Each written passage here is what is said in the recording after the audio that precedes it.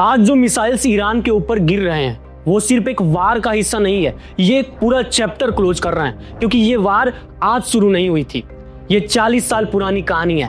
नमस्कार दोस्तों, मैं प्रतीक इस शानदार से प्लेटफॉर्म पे आप सभी लोगों का स्वागत करता हूं।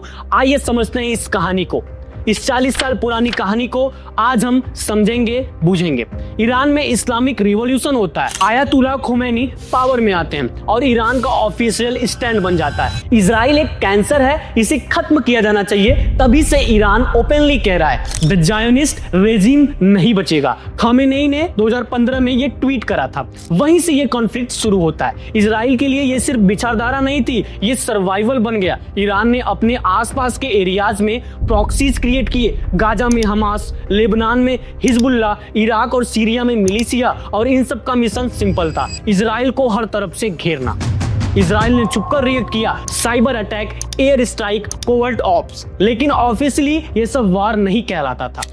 अब सब कुछ बदल गया है, इजराइल और ईरान के बीच का टकराव अब ओपन वॉर में बदल चुका है। मिसाइल्स और अटैक अब छुपकर नहीं हो रहे हैं, बल्कि खुलेआम हो रहे हैं। अब ये देखना दिलचस्प होगा कि आगे क्या होता है। 2025 में जब इजराइल ने ऑपरेशन राइजिंग लाइन लॉन्च किया, to roll back the Iranian threat to Israel's very survival.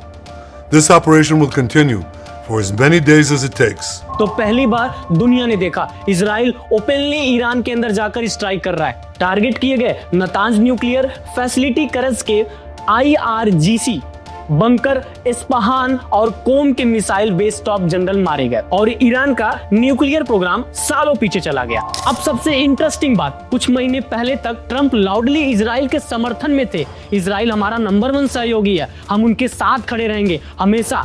लेकिन जैसे ही ईरान ने तेल अवीव पर बैलिस्टिक मिसाइल छोड़े, ट्रंप का टोन बदल गया।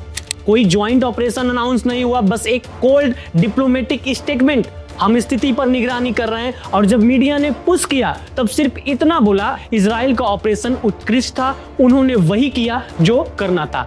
ये फॉक्स न्यूज का आर्टिकल है, मतलब हम पब्लिक में कुछ नहीं करेंगे, लेकिन हम बैक चैनल से समर्थन देंगे।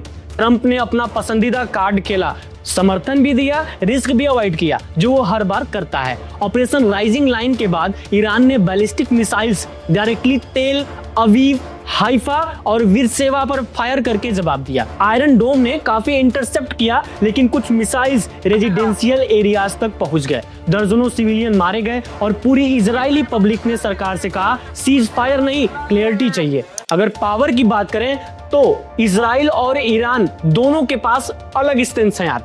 इजराइल के पास लगभग 1,70,000 सैनिक हैं, न्यूक्लियर वेपन्स हैं जो कि माना जाता है, अनुमानित है 90, दुनिया की सबसे बेहतरीन मिसाइल डिफेंस, आयरन डोम प्लस एरो। चौथी चीज, F-35 स्टेल्थ जेट्स इनके पास, साइबर वॉरफेयर में टॉप 5 नंबर पे हैं।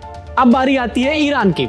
इनके पास 5,75,000 सैनिक हैं, 3,000 प्लस बैलिस्टिक मिसाइल्स हैं, मिडल ईस्ट में प्रॉक्सीज, पुराना एयरफोर्स लेकिन खतरनाक ड्रोन। डिफेंस की बात करें तो इजराइल के पास मल्टी लेयर डिफेंस है, आयरन डोम जो कि शॉर्ट रेंज के लिए, डेविड स्लिंग मीडियम रेंज के लिए, एरो 3 लॉन्ग रेंज के लिए। ईरान के पास ज्यादातर रशियन S-300 कुछ डोमेस्टिक सिस्टम्स, लेकिन ऑफेंसिव साइड में स्ट्रांग है, ड्रोन्स, मिसाइल, रॉकेट्स। जब पूरी दुनिया ने स्ट्राइक देखा तो डिप्लोमेटिक रिएक्शन फ्लड होने लगे। फ्रांस ने कंडेनमेशन दिया, जर्मनी ने रिस्ट्रेंट की अपील की, यूएन ने एक फॉर्मल स्टेटमेंट निकाला। हमेशा की तरह इनएक्टिव और ट्रंप।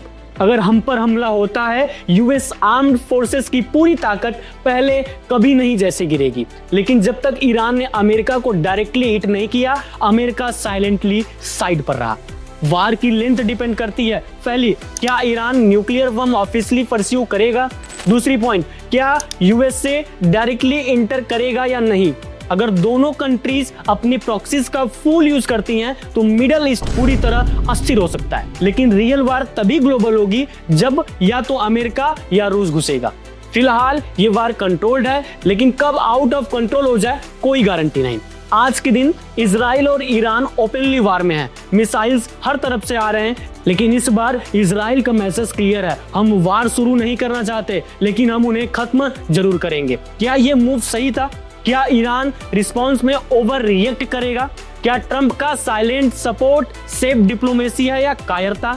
आपका क्या ओपिनियन है? क्या यह इजराइल का स्ट्रेटेजिक मास्टर स्ट्रोक था या खतरनाक मिस कैलकुलेशन? कमेंट्स में लिखकर बताइएगा। और अगर ऐसे और जियोपॉलिटिकल बैकग्राउंड चाहिए तो सब्सक्राइब जरूर कर दीजिएगा। तब तक के लिए धन्यवाद। जय हिंद।